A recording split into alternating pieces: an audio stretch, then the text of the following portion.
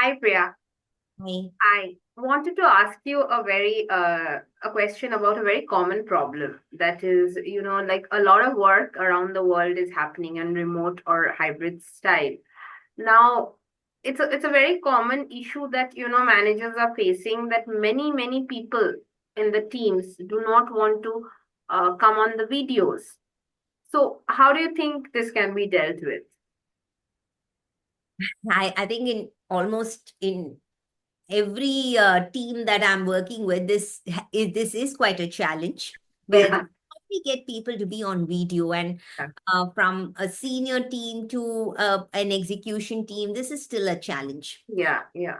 There are two or three things that come to mind. I don't know whether it is it's the best solution or not, but two or three things come to mind here, Chandrani, and I think this is where every manager or leader can benefit from a little bit of personal audit. Right, So first things first is to understand, hey, what how am I coming across that is uh, getting people to not be on video?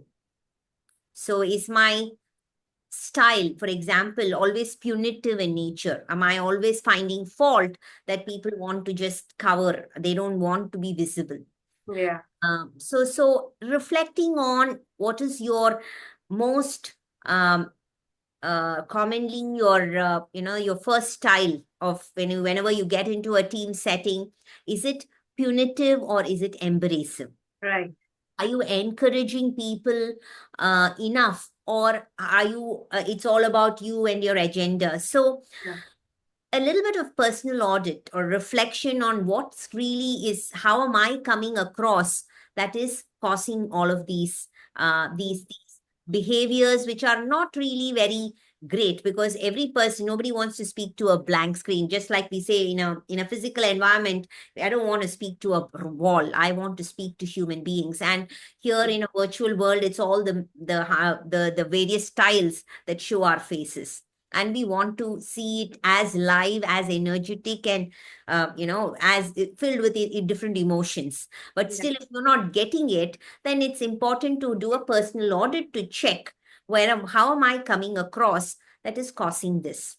Right. While you're doing that personal audit, it's also important to understand energies. um, Either too much or too little can get people off. So if you come across as a person with a lot of energy and enthusiasm, and you're kind of always having 100 things on the agenda, and you're having a lot of moving parts in any conversation, people sometimes get a little overwhelmed. And they may, and today, giving it's a virtual world, in a little office environment, you won't just run out of a room. But in a virtual environment, you feel like, hey, I can take that little bit of, I don't want to be visible and I don't want to be heard or not to be seen when there's too much of energy. Or sometimes too little energy, where there is no drive and enthusiasm, where the leader is very analytical driven and just looking at reports and spreadsheets, can also sometimes put off people. Right. So Right. important to analyze some of these dimensions. Of course, the other important aspects is to set some team norms, guidelines, what works, what does not work, what is construed as a positive team culture, what is construed as a disrespectful team culture. So, Yeah. what is the sense of respect and dignity we can give for people when we are working together? So, some of these things need to be set early on. Mhm. Sometimes they are there sometimes the HR comes out with great guidelines, it's available, but doesn't get really disseminated to the working teams. Right. So, and then gaps exist.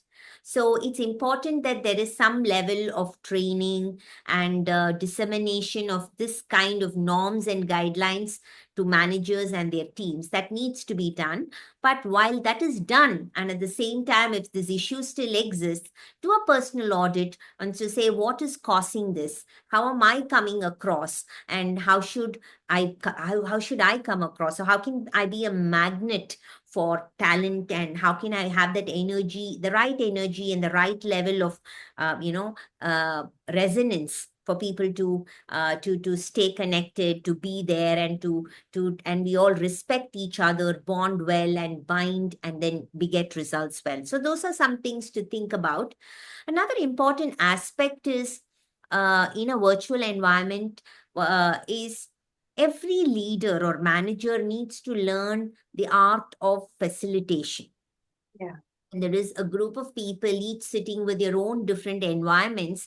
Leaders sometimes are often go into the telling mode, or they're often about discussing a set agenda that they have, but little do they bring the stickiness of the getting everybody heard, getting everybody contribute in some way or the other. So learning the art to facilitate group is Right. also very important. So the more, Mm. let's say somebody may be absolutely quiet in a meeting and then you ignore them, or somebody may be always talking, so you only engage with them. But how do I get the people who are not talking to to contribute? Or how can I get everybody be part of the room, even though we are in our own environments? All of those things becomes a little bit more, I would say, slightly advanced and a little bit more nuanced ways for Yeah. getting results together. But the Yeah. first step is a little bit of self-reflection, Right. followed by working, team norms and everything set well ahead, or disseminate and recalibrate quickly. Right.